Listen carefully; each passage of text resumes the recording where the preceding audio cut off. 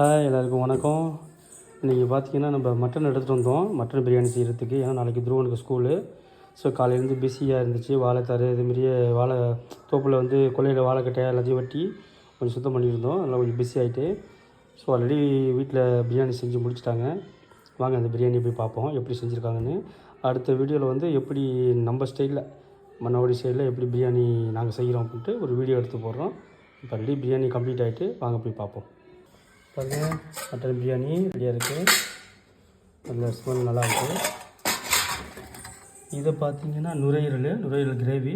இது பார்த்திங்கன்னா வீசிங் உள்ளவங்க நல்லா சாப்பிட்லாம். நுரையீரல் வீசிங் உள்ளவங்களுக்கு அவ்வளோ நல்லது. ஆட்டு நுரையீரல் பார்த்திங்கன்னா வீசிங் உள்ளவங்களுக்கு அவ்வளோ நல்லது. ஆட்டுக்கறி கிரேவி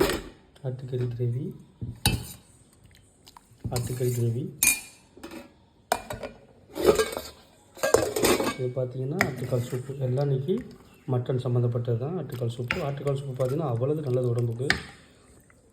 ஆட்டுக்கால் சூப்பு, எக், வெங்காய பச்சடி, இந்த ஒயிட் ரைஸ். இன்றைக்கி லஞ்ச்.